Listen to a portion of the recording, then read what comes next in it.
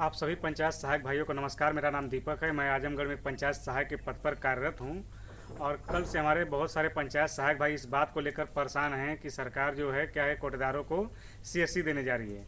उन सभी पंचायत सहायक भाइयों से मेरा निवेदन है कि वो ज़रा सा भी परेशान हो, सीएससी में ज़रा सा भी मज़ा नहीं है।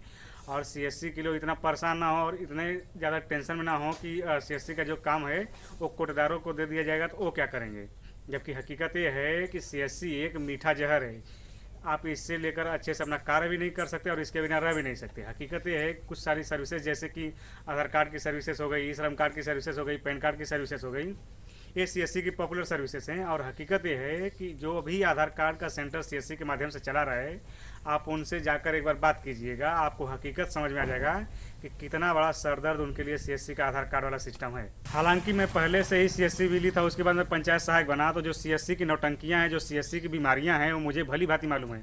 मेरे बहुत सारे दोस्त ऑलरेडी जो सीएससी भी ली हैं और आधार कार्ड का काम चलाते हैं, उन्होंने इस आधार कार्ड के सिस्टम को लेने के लिए करीबन 1.5 से लेकर 2 लाख रुपए खर्च किए। 1.5 लाख रुपए तो उनके इस आधार कार्ड के सिस्टम को लेने में लग गए। और जो बकिया 40 से लेकर 50,000 रुपये का जो खर्चा आता है, वो सीएससी के जो अधिकारी होते हैं ज़बरदस्ती आपसे बीमा करवाते हैं।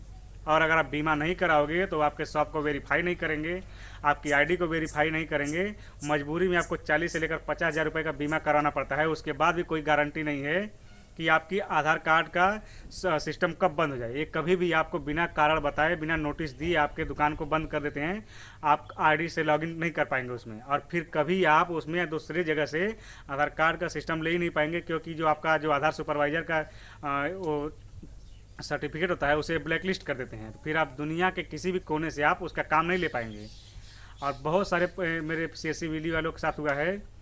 तो हकीकत ये है कि सीएससी की जो नौटंकियां हैं वो आप बर्दाश्त नहीं कर पाओगे। और जिनको मिल रहा है उनको मुबारक हो, और जिनको नहीं मिल रहा है वो इसका विरोध करते ही ना करें। आप सभी पंचायत सहायकों से निवेदन है कि अगर आपको नहीं मिल रहा है तो आप इसका ज़रा सा विरोध मत कीजिए, और जिनको मिला उनको मिलने दीजिए।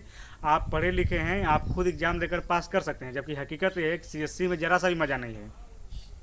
इनका जो आधार कार्ड का सिस्टम है, महीने में 20 दिन हो उसका सर्वर डाउन रहता है। किसी भी मौसम में, किसी भी सीजन में उसका सर्वर हमेशा डाउन रहता है। ढंग से आप 1 रुपया कभी कमा नहीं पाओगे। पैन कार्ड का सर्वर इसका हमेशा डाउन रहता है, कभी भी पैन कार्ड ढंग से अप्लाई नहीं होता। और भी इसमें बहुत सारी चीज़ें हैं जो ढंग से कभी भी नहीं होती। और एक ये सिस्टम देते हैं जो इनका सबसे पॉपुलर है, वो आधार इनेबल पेमेंट सिस्टम का है, जहाँ से पैसे निकाल और आप जमा कर सकते हैं। 100 में से इनके 80 ट्रांजैक्शन फेल होते हैं। मेरे खुद के देखिए, मैं आपको एक स्क्रीनशॉट शेयर कर रहा हूँ। मैंने 10,000 रुपये कल ही ट्रांसफ़र किए हैं और 10,000 रुपये मेरे वॉलेट से कट गए हैं। इनके स्टेटस में इनके खुद वॉलेट में दिखा रहा है ट्रांजैक्शन फेल है, लेकिन पैसे कहाँ गए। अब 1 हफ्ते तक मुझे इनको फ़ोन करना पड़ेगा, इनसे बातचीत करनी पड़ेगी, इनको मेल डालना पड़ेगा, कंप्लेंट दर्ज करना पड़ेगा, तो जाके मुझे वो मेरा पैसा वापस मिलेगा। तो इनकी ये नौटंकियां हैं। इसलिए ज़रा सा भी टेंशन ना लें कि सीएससी का काम किसी और को मिल रहा है और आप विरोध कर रहे हैं।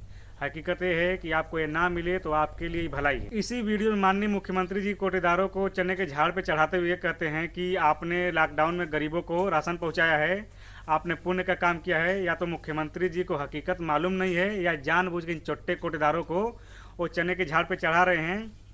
जबकि हकीकत आपको भी मालूम है, हमें भी मालूम है कि कोटेदारों ने कितनी ईमानदारी से कार्य किया है और कितनी ईमानदारी से वो राशन पहुंचाते हैं।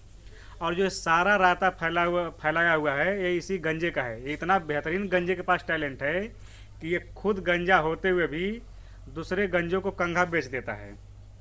ये खुद इसी ने बढ़ा चढ़ा के अधिकारियों को बेवकूफ़ बनाकर, या कहिए घूस खिला करके, ये सारे जो एग्रीमेंट साइन करवा रहे हैं यही गंजा करवा रहा है।